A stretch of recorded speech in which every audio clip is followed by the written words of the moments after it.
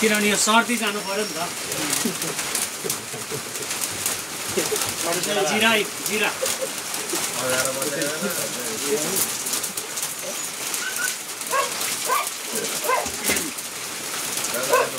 यहाँ चाहिँ ल कोकलाई झान्ने प्रक्रिया भइरहेछ।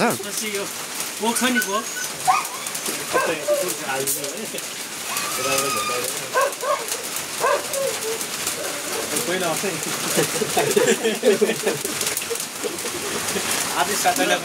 जिरा होइन यो जिरा मेथी चाहिँ पुरा डढ्नु पर्यो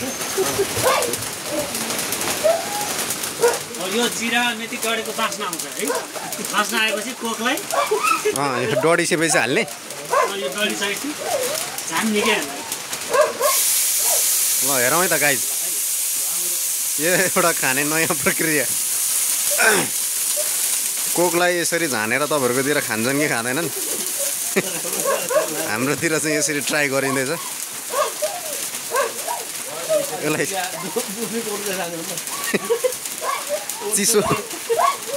चिसो बनाएर खाने चाहिँ थाहा थियो, तर यसरी झानेर खाने चाहिँ यो एउटा नयाँ प्रक्रिया हो। हेरौँ स्वाद कस्तो हुँदो रहेछ अहिले लास्टमा।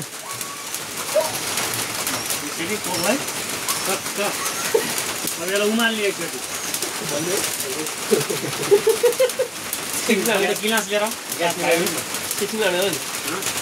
प्रेसर कुकरमा त सिटी लाइन्छ, कराईमा सिटी लाइने। अब गिलास लिएर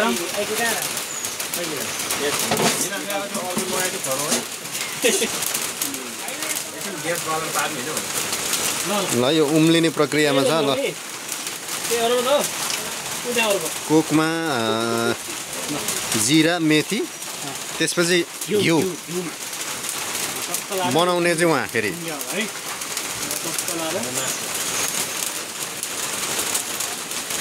पहिलो टेस्टै तपाईँले हान्नु पर्यो भाइ।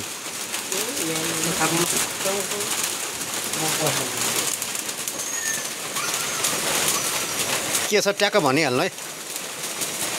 खाना दौडिहाल्यो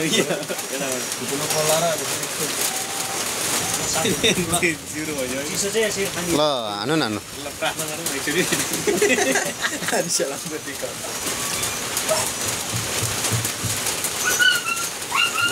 के छ